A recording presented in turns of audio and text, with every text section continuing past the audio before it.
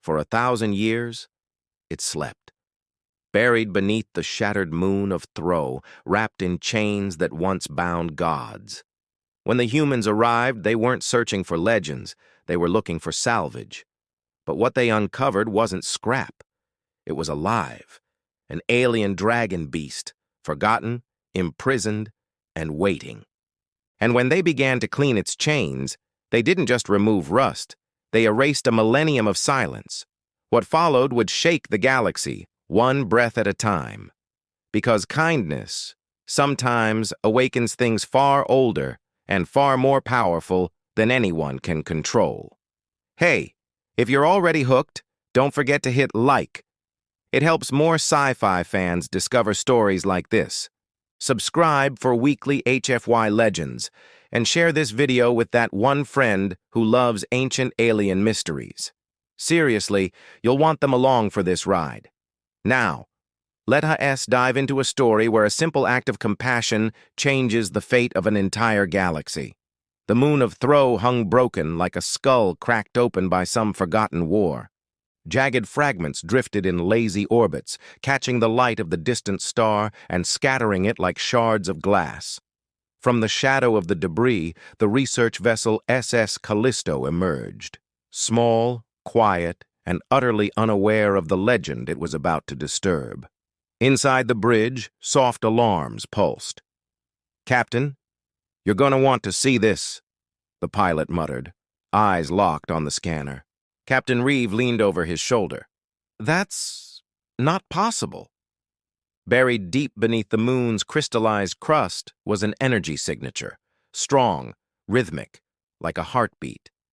Dr. Valera Miles, archaeologist and xenobiologist, felt her pulse quicken. "Are we sure this isn't some kind of reactor leak?" Joran, the pilot, gave a shaky laugh. "Reactors don't have pulses, Doc." The room fell quiet. It was the kind of silence that doesn't just fill a space, it presses on you. Something down there had survived. For 1,000 years, through acid storms and vacuum, it had endured. And now, humanity was knocking on its door. The landing thrusters hissed as the Callisto S expedition shuttle touched down inside a fissure on Thro's moon. The cavern swallowed them whole, its walls glittering faintly with veins of calcified crystal. The atmosphere was acidic. Every breath hissed softly against their helmets. Dr. Valera led the team, their suit lights slicing through the darkness. The tunnels twisted like the insides of some colossal creature, narrowing until they opened into a vault that felt almost alive. And then they saw it. Coiled like a mountain that had fallen asleep, bound in chains thicker than starship hulls, lay a creature out of forgotten legends. Its wings, once grand, were now tattered membranes. Its scales were mottled with alien fungus, barnacles, and centuries of corrosion. Joran whispered, That's not possible." Valera stepped closer, her visor reflecting the creature's massive frame. "It's magnificent," she breathed. As if hearing her, a single golden eye snapped open, a slit pupil glowing in the gloom. The team froze. A sound like distant thunder rolled through their minds, not through the air. "Who dares awaken me?" Their hearts pounded. The legends weren't just stories. The dragon was real, and it was aware. Hours turned into days. The more they cleaned, the more the dragon stirred, its colossal lungs pulling in the cavern's stale air as if reclaiming life itself. Valera spoke to it during breaks, piecing together fragments of its history, battles that shattered stars, betrayals that chained gods. But beneath the awe, tension grew. Captain Reeve's voice cracked through the comms. "Enough. We're not here to revive ancient war machines. We're sealing this chamber and leaving." Valera shook her head. "It's not a weapon. It's a prisoner. Look at it." The dragon's voice filled the chamber, deep and resonant. "Your kind fears freedom, yet you clean me. Will you betray me now?" The moment hung like a blade between them. Joran whispered, "If we free it, and it turns on us, we won't stand a chance." Valera met his eyes. If we leave it, it dies alone, chained, forgotten, again. The dragon slowly lifted its scarred wings, chains glowing with ancient runes that still pulsed with power. "Break them," it urged, voice like a storm contained. The crew stood at the edge of history.